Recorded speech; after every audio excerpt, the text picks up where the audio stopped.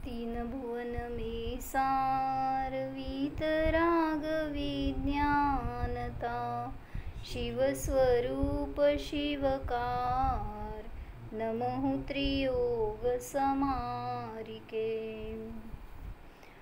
मुनि सकल व्रती बड़भागी भव भोगन ते वैरागी वैराग्य उपावन माई चिंते अनुप्रेक्षा भाई इन चिंतत सम सुख जागे जिमि ज्वलन पवन के लागे जब ही जिय आत्म जाने तब ही जिय शिव सुख ठाने।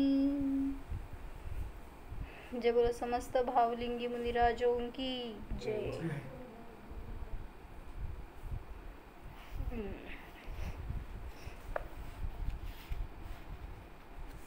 अनुप्रेक्षा म्हणजे काय असं विचारलं याच्यामध्ये।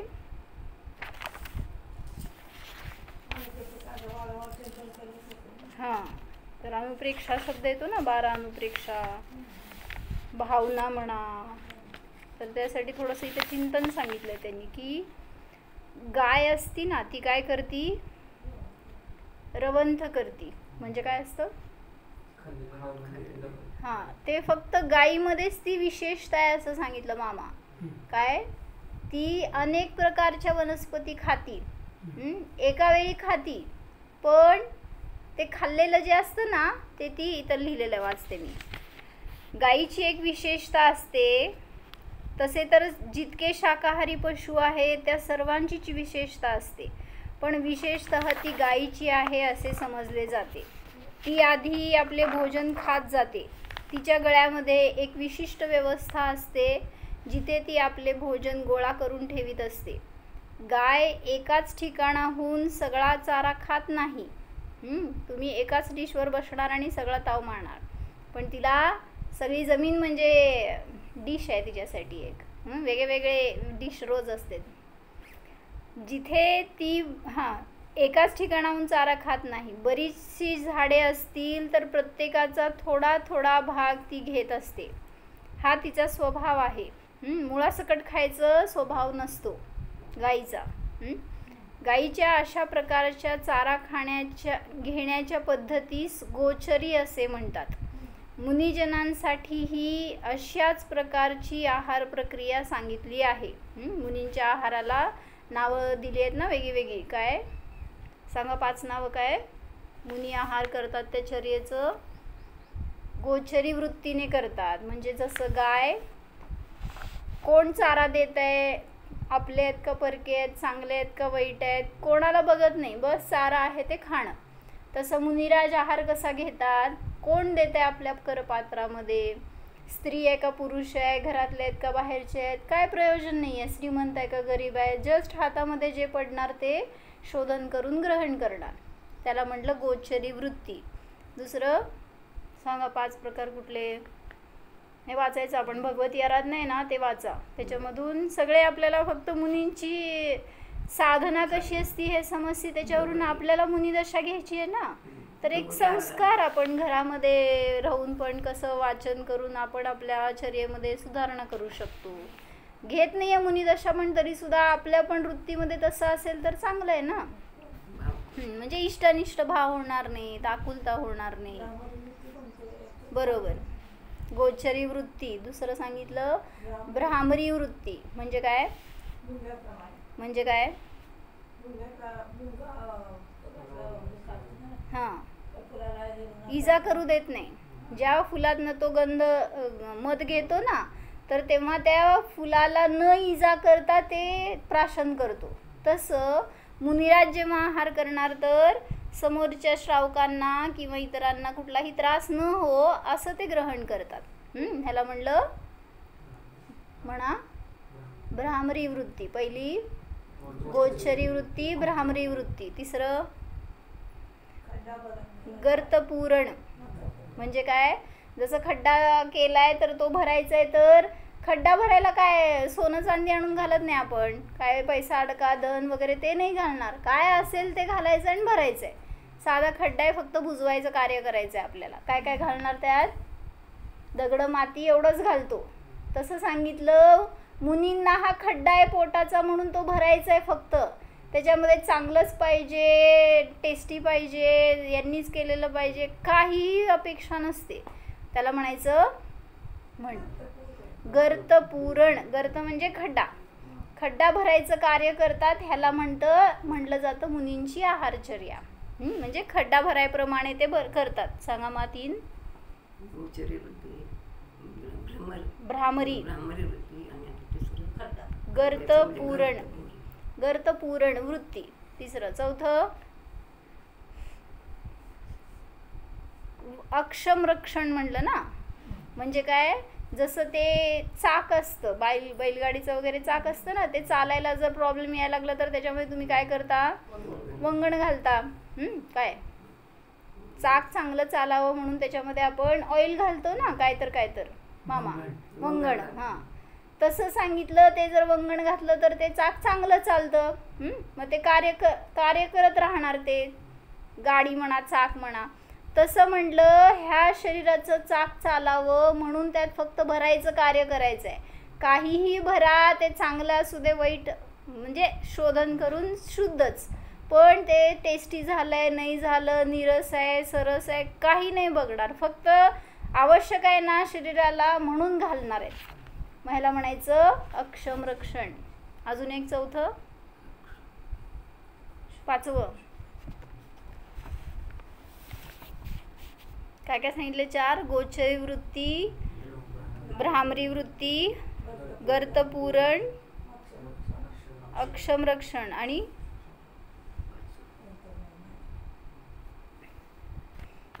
5वं एक काय विशेषण आहे ते राहिलेलं 8वे ना, बघून सांगते. तर त्याच्यात सांगायचं काय होतं, मुनीसुद्धा आहारचर्या करतात तर त्यांच्या आहाराला गोचरी म्हटलं जातं. का? कारण ते सुद्धा जेव्हा गाईसारखा भेदभाव न करता आहार ग्रहण करतात, हे तिथं सांगायचं आहे ॲक्च्युली. पण आता त्यांनी हे वेगळं घटवलं आहे. श्रावकाला कोणत्याही प्रकारचा संक्लेश पोहोचल्याविना मुनिजनांनी आहार घ्यायला हवा. त्यांना आहार देऊन श्रावकालाही प्रसन्नतेचा अनुभव यायला हवा. अशाच प्रकारे गाय ही कोणाला संक्लेश पोहोचू न देता जितका हवा तितका आहार ग्रहण करीत असते. तो आपल्या गळ्यामध्ये ठेवून पुन्हा हळूहळू बाहेर काढून त्याचे रवंथ करीत असते. त्यानंतर तो पोटामध्ये जाऊ देते. एकदम सरळ जाऊ देत नाही. काय करायचं उद्यापासून? असं काय करायला जाऊ नका, तुमच्याकडे ती स्पेशालिटी नाही आहे, ती गाईकडंच आहे. हां, नाहीतर आपला सगळा बाहेर येईल तुम्ही जर साचवत राहिला तर.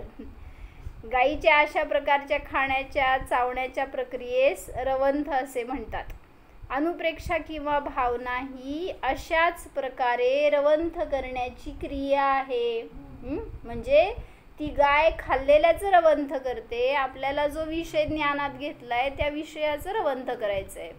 जो जाणला गेला त्या विषयाचं, त्या आत्म्याचं, त्या भावनांचं रवंथ करायचं आहे. आपल्यापाशी आपले जीवन उन्नत बनविण्याचे जितके म्हणून विचार आहेत त्या सर्वांना आपल्यामध्ये संचित करायला हवे. जसजशी संधी मिळेल तसे ते विचार आपल्याला उत्तम सल्ला देतील. आपल्यावर जेव्हा संकट येईल तेव्हा आपल्या त्या विचारांची प्रक्रिया आपल्याला त्या संकटातून लवकरात लवकर बाहेर पडण्याचे साहस देईल. त्या दरम्यान आपले धैर्य हरवू देणार नाही. किंवा एकदा हर्षित होण्याचा प्रसंग येईल तेव्हा आपले जीवन श्रेष्ठ बनवण्यासाठी हे वेगवेगळे विचार त्या हर्षप्रसंगीही उत्तेजित होऊ देत नाहीत. म्हणजे जर हे तुम्ही रवंथ करणार आहे, या भावनांचं चिंतन अनुप्रेक्षा रूपाने स्मरण आदी करणार आहे, तर तुमच्या वाईट प्रसंगामध्ये पण ते साथ देणार आहे आणि चांगल्या प्रसंगामध्ये पण तुम्हाला विचलित होऊ देणार नाही. नाहीतर रिझल्ट चांगला लागला काय करायचं भैया, एखाद्याला त्याचा पण शॉक लागत असतो बरं का. इतकं कसं काय मार्क पडले असं झालं का नाही फारच असं शॉक लागलेले पण असतात अनेक जण. म्हणजे मला पण शॉक लागला होता इतकेच मार्क कसं काय पडले, चुकून पडले का काय. असं मी घरातल्यांना म्हणल्यावर घरातले म्हणते दे रिचेकिंगला अजून एकदा. कोण देत आहे जास्त मार्क पडल्यावर. कमी मार्क पडलं की लगेच आपण अनएक्सपेक्टेड म्हणून मामा. मार्क जास्त पडल्यावर काय करायचं, रिचेकिंगला द्यायचं म्हणताय. म्हणजे दोंडा मारून घ्यायचं पायावर. कशासाठी तर हर्षाच्या प्रसंगात सुद्धा या भावनांचं चिंतन आपल्याला स्टेबल ठेवायसाठी मदत करतं. आणि दुःखाचा प्रसंग असला तरी येणार नाही ना दुःखाचा प्रसंग, कधी आहे रिझल्ट येत्या. बरं असू दे, तरी तोपर्यंत 15 दिवस आपण मस्त 12 भावनांचं चिंतन करू. सगळं संक्रमण होऊ शकतंय. म्हणून चांगलं असू दे वाईट असू दे उदे सगळ्यामध्ये आपल्याला शक्ती येते. म्हणून या 12 भावनांचं चिंतन करणं आवश्यक आहे. तर त्या मंगतरायजींच्या 12 भावना आहेत, त्याचं बघू आपण. आहे का नाही.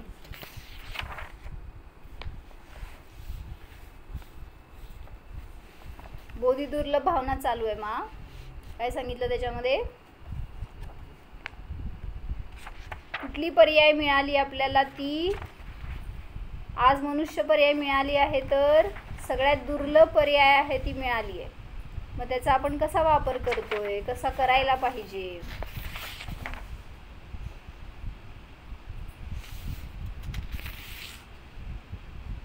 मनुष्य शरीर प्राप्त करणे कठीण होते, तेही सुलभ बनले. त्यानंतर धर्म म्हणजे सगळं झालंय ते मागं सांगून, काय निगोदातनं बाहेर पडून उद्धार करत करत कुठं आलो, पंचेंद्रियांमध्ये मनुष्यामध्ये आलो. त्याच्यात सुद्धा धर्मश्रवण करणे दुर्लभ होते, तेही सुलभ बनले. नंतर क्षमादी भाव ही दुर्लभ होते, तेही प्राप्त झाले. हाच सद्धर्म ऐकणे ऐकविणे ही अनेक वेळा झाले आहे, पण त्याबरोबर त्यावर श्रद्धान होणे अत्यंत कठीण आहे. एकदा का ते श्रद्धान झाले की हा संसार समुद्र जसा चूळभर होऊ शकतो, चुल्लूभर म्हणतात ना, क्षुद्र बनून जातो. धर्माचे श्रवण करीत असताना ते श्रद्धानही प्राप्त झाले, तर त्यानंतर आपण असंयमातच गुंतून राहिलो अनेक वेळा. त्यामुळे मोक्षमार्गापासून विचलित होत राहिलो. पण एकटे श्रद्धान होण्यानेही काम होणार नाही. सांगतात की श्रद्धान आणि धर्मश्रवण झाल्यानंतरही संयमाचे पालन करणे अत्यंत आवश्यक आहे. म्हणजे सगळं करत गेलो आणि शेवटी संयम सुद्धा घेतला, पण मुक्त का नाही झालो. मुनी झाला नाही का तुम्ही आजपर्यंत कधी, अनेक वेळा झालो असणार, पण तरी सुद्धा यथार्थ श्रद्धा नाही, ज्ञान नाही, आचरण नाही. त्याच्या निमित्तात मामा किती वेळा फिरलो आपण, याच घरात अनेक वेळा जन्मलो मेलो, याच पर्यायात अनेक वेळा जन्मलो मेलो, पण काय फायदाच करून घेतला नाही. म्हणून सांगतायत हा भाव सोडायचा नाही जोपर्यंत सम्यक दर्शन प्राप्त करणार नाही, जोपर्यंत मुनिदशा घेणार नाही. म्हणा मी मुनी होणार, मामा म्हणा की मी मुनी होणार. भाव करायचा म्हण ऋषभ. हा काय म्हण भया, म्हणा की आता चालत दे सगळ्यांना म्हणायला. हा मी मुनी होणार, आपल्याला भावना करायची आहे, लगेच शिक्षा देत नाही. म्हणलं नाही तुम्ही, मी मुनी होणार. Right, best. हा मग मुनी व्हायला काही त्रास आहे का आपल्याला, दर्शन प्राप्त करणार. करेक्ट. छान. आत्मध्यान करणार, दानाला पात्र राहणार आणि मोक्षाला जाणार. एवढी चांगली खुणगाठ ठेवायची, एवढा दृढ संकल्प ठेवायचा ना, पुढची पर्याय चांगली मिळणारच आणि त्यात तुम्ही आत्मकल्याण करणारच. असंही तरी तयारी करून ठेवू ना आपण. भलेही काय बाकीचं करू शकत नाही आपण, परिणाम तर उज्ज्वल करा, त्याचं फळ आपल्याला खूप महान मिळतं, जे मिळणार ते. बरं चला म्हणायचं आहे. दुर्लभ है निगोद से थावर रुद्रस गति पानी, नर काया को सुरपति तरसे सो दुर्लभ प्राणी, उत्तम देश सुसंगति दुर्लभ श्रावक कुल पाना, दुर्लभ सम्यक दुर्लभ संयम पंचम गुण ठाणा. सांगा अर्थ.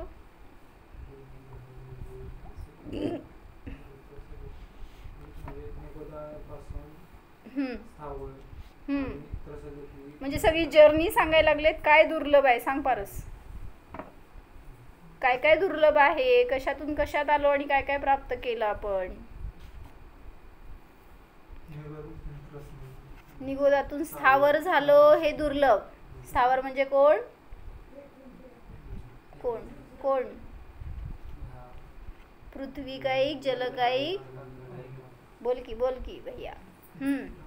पृथ्वी काईक जलकाईक अग्निकाईक वायुकाईक वनस्पती झालो. म्हणजे निगोदी जीवांमध्ये जन्म मरण करत होतो, फार अल्प आयु होतो. त्यामुळं ते त्यातून सुटलो आणि भाग्याने आपण स्थावरमध्ये आलो. पुढं त्यातून त्रसगती मिळाली, ही सुद्धा दुर्लभता आहे. पुढं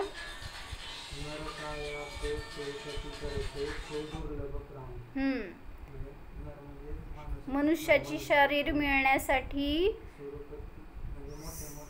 सुरपती. सुर म्हणजे देव, देवांचा पती म्हणजे इंद्र. मनुष्याचं शरीर मिळावं म्हणून तो देवगतीतला इंद्र तरसतोय. का? मनुष्याचं शरीर छान आहे का देवांचं शरीर छान आहे सांग. इंटरनल आणि एक्सटर्नल दोन्ही छान आहे का नाही ते सांगी पहिला. काय भैया छान आहे ना, पाहिजे का नको. देव बनायचं, इंद्र बनायचं का काय नको का. म्हणजे इंद्र पर्याय मिळाली तर ती सुद्धा त्यांना सुद्धा सांगितलं की ते मनुष्य पर्यायासाठी धडपडत आहेत, झुरतायत, तरसतायत. का बरं. बेस्ट. काय सांगितलं की देवगतीमध्ये संयम नाही. त्यांना इच्छा असली तरी सुद्धा ते संयमाचं पालन करू शकत नाहीत. म्हणून जे ज्ञानी आहेत ना त्यांना कळतंय की मनुष्याच्या शरीराच्या आधारानेच संयम होणार आहे, म्हणून ते तिथं तरसतायत. मग तुमच्याजवळ येऊन सगळं वैभव द्यायची त्यांची तयारी, माझ्याकडचं सगळं घ्या पण मला मनुष्य पर्याय द्या, असे त्यांचे भाव असतात. कोणाचे. आणि तुम्ही आम्हाला सगळं द्या आणि आमचं काय पाहिजे ते घ्या, असं आपले भाव. देव व्हायचंय काय.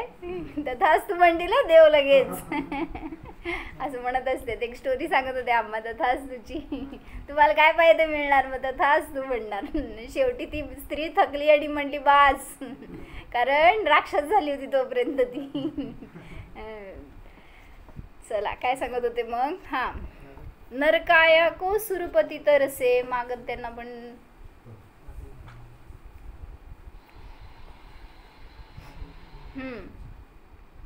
तू ऋषभ ह्याच्याकडे ये, दोघ जण तुम्ही बघा. ऋषभ तू आणि ह्याच्यात बर. नरकाया को सुरपती तरसे. मनुष्याच्या शरीरासाठी इंद्र, देवगतीतले इंद्र सुद्धा तरसतात. त्या अशा दुर्लभ पर्यायाला तू प्राप्त केलं. पुढं आता मनुष्य झाला तर त्यात पण काय काय दुर्लभता. उत्तम देश मिळालं ही दुर्लभ गोष्ट आहे. पुढं सुसंगती मिळाली ही सुद्धा दुर्लभ गोष्ट आहे. कशाला म्हणायचं सुसंगती. सगळे आम्हाला मिळाले सगळे चांगले संगतीवाले म्हणतात, ते व्यसनी सुद्धा म्हणतात आम्हाला मिळालेले सगळी संगती चांगली आहे. का. व्यसनाचं पोषण करणार, भोगांचं पोषण करणार, त्याला चांगलंच म्हणणार. समान शिलेषु सख्यम असं म्हणलं जातं. दोन जीवांचं जर स्वभाव समान असेल तर त्यांच्यामध्ये मैत्री असते. कोणाशी मैत्री आहे पारस. गेला की मित्र सोडून. मित्र नाही राय का. सुसंगती म्हणजे म्हणायचंय की ज्यांचा स्वभाव मिळतो त्यांच्याशी आपल्याला मित्रता वाटते, ते आपले सख्य वाटतं त्यांच्याशी आपलं. मग म्हणून सांगतायत की सुसंगती मिळणं दुर्लभ आहे, ती सुद्धा आपल्याला मिळाली, ज्याच्याद्वारे तुम्हाला मोक्षमार्ग प्रशस्त होऊ शकतो, ज्याच्याद्वारे संयमाची प्रेरणा मिळेल, सम्यक दर्शनाचा मार्ग मिळेल, अशी सुसंगती मिळाली जी की इतरांना मिळणं दुर्लभ आहे. आज सगळे कुठं फिरतायत. म्हणजे जाते शिखरजीला जाते किंवा इतर ठिकाणी वंदनेला दर्शनाला जाणार, इंदोरला जाणार, काय होतं हो तिथं गेल्यावर? सुसंगती मिळणार. हां, कुठं कुठं जाणार कोणाला माहिती आहे. मग त्याच्या निमित्तात खरे देवशास्त्र गुरूंचं आपल्याला आयडेंटिटी नाही आहे, त्याच्यामुळं असं जातोय. माताजींना कळालं तर बोलो म्हटले सगळ्या पोरांना, मी सांगते. म्हणजे खऱ्या देवशास्त्र गुरूंचं सानिध्य हीच सुसंगती आहे. आणि मग आपण असं सगळीकडे फिरतो तर दुर्लभता मिळालेली आहे, त्याचं आपण वाया घालवलं. पुढच्या भावात आपल्याला असे खऱ्या देवशास्त्र गुरूंचं सानिध्य मिळणार नाही. सुसंगती दुर्लभ. श्रावक कुलपाना, त्यात पण श्रावक कुळामध्ये जन्म झाला ही सुद्धा दुर्लभता आहे. जिथं जिनधर्माची आराधना होते, जिथं संयमाचं महत्त्व आहे, जिथं स्वाध्यायादीचे संस्कार आहेत, असं ते श्रावक कुळ. श्र व आणि क कशाचं वाचक आहे? श्र म्हणजे श्रद्धावान, व म्हणजे विवेकवान आणि क म्हणजे क्रियावान. म्हणजे श्रद्धा, ज्ञान आणि चारित्र्याने संपन्न जे कुळ आहे त्याला म्हणायचं श्रावक कुळ. काय म्हणले हो? कशाला म्हटलं ते शब्द सांग की. श्र व क काय काय घेतलं? श्रद्धावान, विवेक म्हणजे ज्ञान आणि क्रिया म्हणजे चारित्र्य. म्हणजे तर हे सगळं तुम्हाला दिसणार आहे आणि समीचीन असणार आहे, तर अशा श्रावक कुळात जन्मलो ही पण दुर्लभता. पुढं जोरात बोल की भैया, मामा ऐकायला येत नाही. पंचम गुण ठाणा. त्यात पण सम्यक दर्शन प्राप्त करणं दुर्लभ होतं, ते पण केलं. संयम घेणं दुर्लभ होतं, ते पण मिळालं. आणि पंचम गुणस्थानाची प्राप्ती झाली. कोणाला होते पंचम गुणस्थानाची प्राप्ती? सम्यक दर्शन सहित देशव्रताला जो अंगीकार करतो. एखादं व्रत जरी आजीवन घेतलात, फक्त श्रद्धा ज्ञानपूर्वक असेल तर पंचम गुणस्थानाला जातो. काय पुरुषार्थ करायचे का तुम्हाला तिथं? ज्ञानपूर्वक एखाद्या वस्तूचा आजीवनसाठी आपण मोह सोडला आणि आपल्या आत्म्याला जाणलं तर तिथं पंचम गुणस्थानापर्यंत पुरुषार्थ झाला असं म्हणलं जातं. मग हे सगळं नाही मिळालं का? मिळालं, ते सांगतायत पुढं आता. बरोबर. हां, आणि त्याच्या उलट सांगा. कुठं कुठं जाणार आहे ते सांगा. ज्याला नरक तिर्यंच गतीचा बंध झालाय, तो जीवाला कधी व्रताधिकांचे भाव सुद्धा होत नाहीत अंतरंगामधनं. नको म्हणतो तो, घाबरतो म्हणा किंवा विरोध करतो. काय करायचं व्रत संयम करून? खाओ पिओ ऐश करो. काय म्हणतात? ऋणम कृत्वा घृतम पिबेत भस्मीभूतस्य देहस्य पुनरागमनम कुतः. हे शरीर जळून गेल्यावर कुठून मिळणार आहे परत भोगायला? भरपूर भोगा, ऋण काढा आणि तूप प्या. एवढं असं म्हणणारा चारवाक असतो. चारुवाक म्हणजे छान छान बोलणारा. चारू म्हणजे सुंदर, सुंदर वचन बोलणारा असा तो सगळ्यांना प्रिय वाटतो आणि मग त्याच्यासारखं सगळं वागू लागतात. म्हणून म्हटलं संयमाचे भाव, रोज संस्कार करा. मला मुनी व्हायचंय. मंदिरात करता ना दर्शन करता, कधी काय प्रक्षाल करता, तर हे भाव तिथं कसं वाटतं तुम्हाला? समजतं त्या गाभाऱ्यात भगवंतांच्या जवळ इतक्या निकट असता. तुम्ही काय भाव करता मला सांगा जरा. कसली दुर्लभ पर्याय मिळाले तुम्हाला, लय बेस्ट. असे जेलस होते कधी कधी मी तर. म्हणजे तुम्हाला मिळते, आम्हाला मिळत नाही ते, पण तरी आम्ही आनंद भोगतो बरं का बाहेरून पण. पण तुमचा अनुभव मला ऐकायचा आहे. काय वाटतं तुम्ही जेव्हा आत असता तेव्हा तुम्हाला? असं बस भगवान आणि मी सोडून दुसरं काय दिसू नये, काय सुचू नये, एवढी मस्त भक्ती करा. बघा की त्या एका तेवढ्या क्रियेतून, त्या परिणामातून इतकं तुमचं जीवन बदलून जाणार आहे ना. सगळे उदयांचं संक्रमण होऊन जाईल. खूप भव्यतेचा अनुभव होतो. एक भगवंतांच्या महिमेचा ज्ञान होतं. एक आपल्या अंतरंगातून तसे भाव प्रगट होतात. म्हणून सांगितलं, मिळाले ना आपल्याला तर चुकू नका. कधी मिळेल तेव्हा रोज करत जावा. उलट काय म्हणले ऋषभ? रोज कर प्रक्षाल. जेव्हा आहे इथं तर आपल्याला मिळतंय तर, कारण तो आनंद वेगळा आहे भैया आणि मिळतो तुम्हाला म्हणून करायचं. परत इतर वेळी पारस कुठं बाहेर असलो, कधी काम असतं, नाही जमत. मग जेव्हा जमतं तेव्हा करा ना. महत्त्वाचं काम करत असेल बाहेरचं त्यावेळेस तर गोष्ट वेगळी, पण आहे आपल्याला संधी तर वाया घालवू नका. दुर्लभ आहे, जे मिळणं ते तुम्हाला मिळालंय.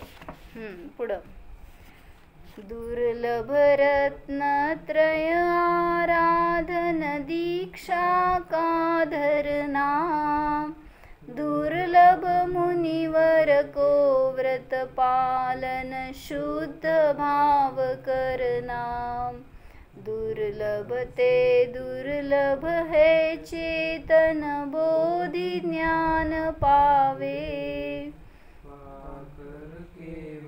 ज्ञान नहीं फिर इस भव में आवे.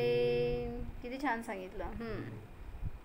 दुर्लभ रत्नत्रय आराधन दीक्षा का धरना. पुढं त्याच्या पुढं जाऊन आता दीक्षा धारण केली, मुनी झालो, रत्नत्रयाची आराधना केली, सगळ्या परिग्रहाचा त्याग केला आणि आत्मध्यानपूर्वक मुनिव्रताचं पालन केला. कर्ण दुर्लभ आहे हे सांगायला लागले. त्यापुढं असे शुद्ध भाव होणं हे दुर्लभ आहे.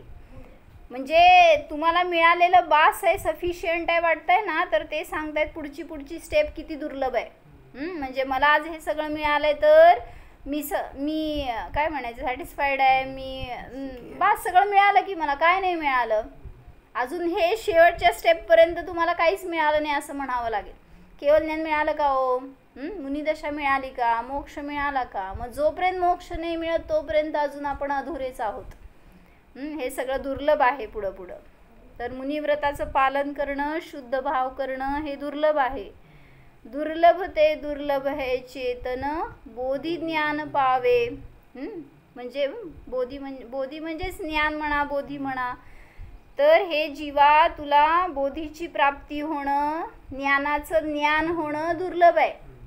सम्यक ज्ञानाची प्राप्ती होणं दुर्लभ आहे. बरोबर आहे की. तरी पण घेतलं ना त्यांनी त्याच्यामध्ये. आत्मज्ञान नसल्यामुळे ती दीक्षा सुद्धा व्यर्थ आहे. किती कष्ट करा, तुम्हाला वाटेल मी आज उपास केला म्हणजे, आज पूजन केलं म्हणजे किती मोठं कार्य केलं. यात्रा करून आलो, त्या असं आम्हाला वाटलं जेव्हा आम्ही गिरनारची यात्रा केली. काय ते गिरनारचं पहाड, वरून खाली आलो म्हणजे असं वाटलं सगळ्यात कठीण कार्य केलं आपण जीवनातलं, किंवा मोक्षालाच गेल्यासारखं. इतकं महान पुरुषार्थ केला असं वाटलं. पण खाली आल्यावर काय झालं, गेलं सगळं पाण्यात. म्हणजे ती विशुद्धी जी असती ना, अशा ठिकाणी प्रगट होऊ शकते जी, ती कार्यकारी करून घ्यायला पाहिजे आपल्यासाठी. म्हणजे तिथं गेल्यावर भाव झाले तर दीक्षा घ्या हे सांगायला लागले. कोण कोण जाणार आहे. म्हणजे जर वैराग्य झालं आपल्याला तर काहीतरी संयम तरी अंगीकार करावा. अशा ठिकाणी गेल्यावर यात्रेला जातो ना आपण जेव्हा कुठं, तर त्यावेळेस एखादा नियम संयम करायचा, एक आठवण म्हणून म्हणा, एक संस्कार म्हणून म्हणा, एक पुरुषार्थ आपला.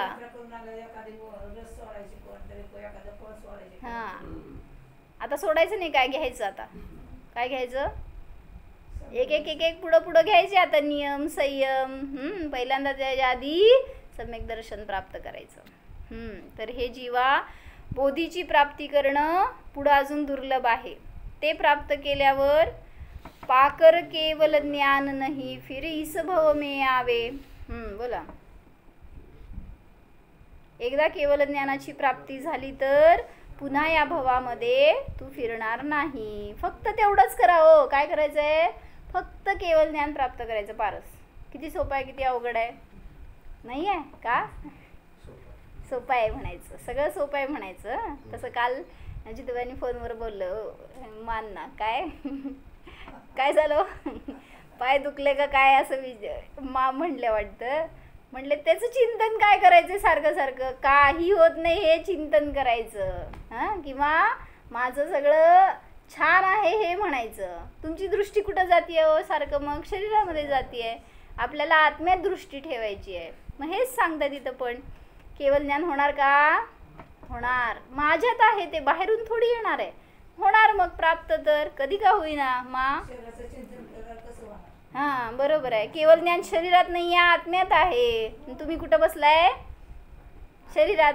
म्हणून आत्म्यात बसा तर सहज प्राप्त होणार. तर ह्यांनी काय सांगितलं ऐका. हां, ज्या समयाला जाणतो त्या समयाला मोक्ष आहे, तर केवळ ज्ञान काय मागं राहणार. निगोदातून निघून त्रसपर्याय प्राप्त होणे ही दुर्लभता आहे, त्यामुळे तोही दुर्लभ आहे. परंतु तोही आपण कित्येक वेळा प्राप्त केला म्हणून सुलभही आहे. अनेक वेळा निगोदातून त्रसामध्ये आलो पण पुन्हा निगोदात गेलो. काय झालो? नित्य निगोदातून बाहेर पडलो, त्रस झालो आणि परत कुठे गेलो?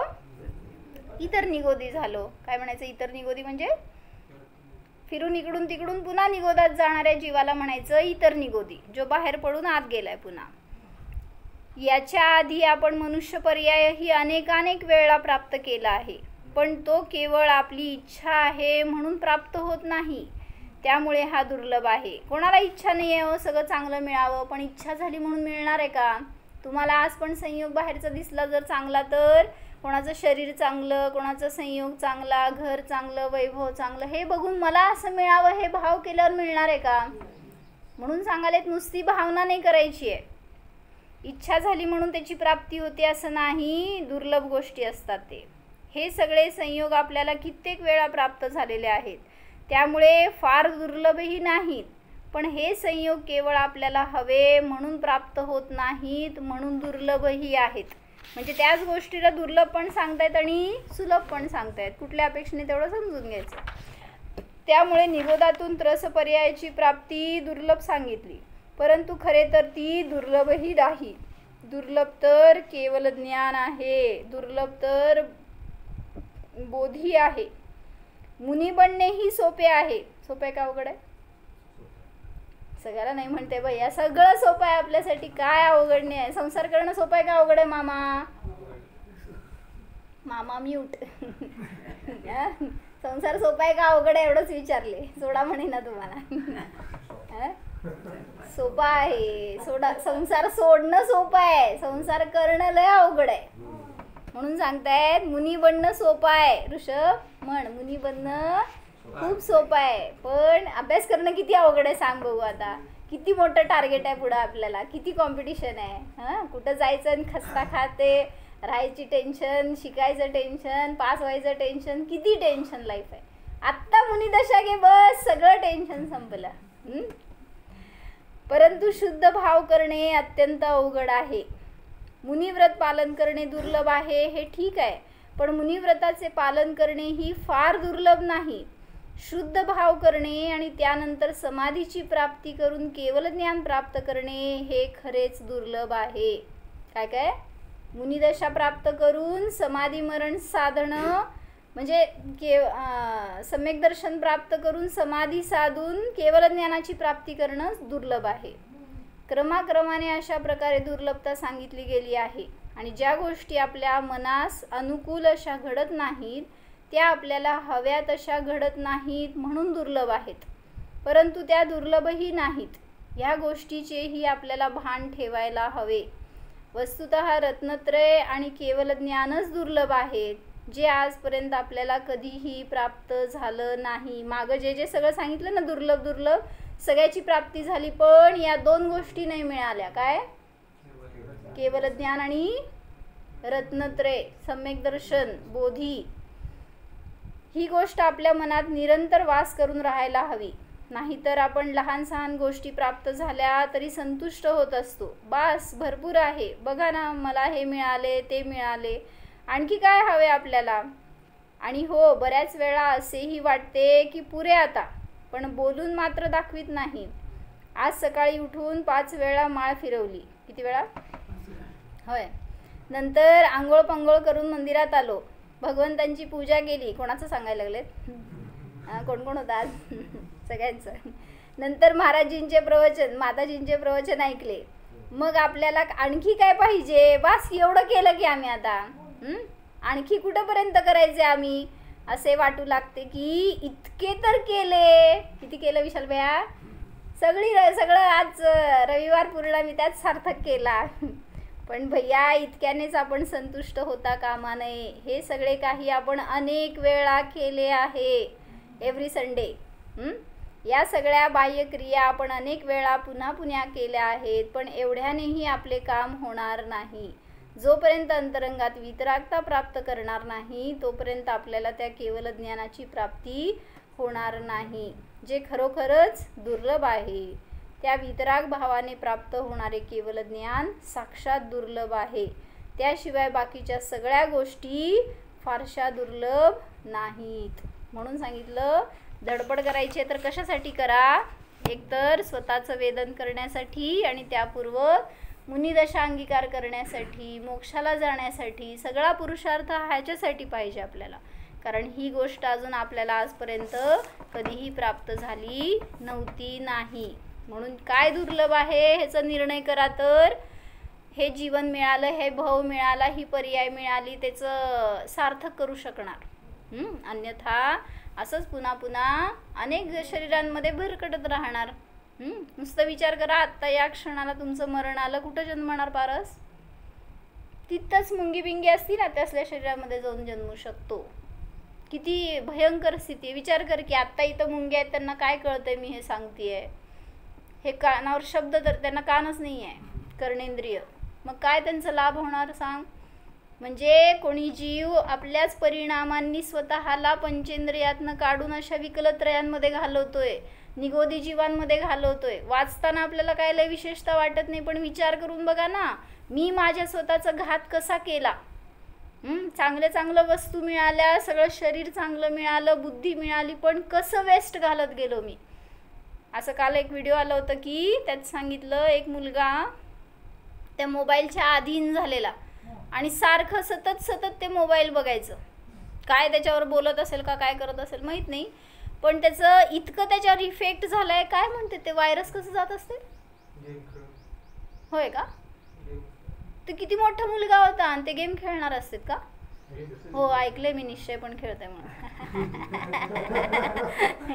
म्हणजे लहान पोरं तर ठीक आहे, समजू शकताय. चांगलं मोठा होता, 20-25 वर्षाचा वगैरे असेल, तर त्याची वाचा गेली आहे आणि तो स्टेबल असं काय करायचं ना, ते स्टेअर करूनच असतो सतत.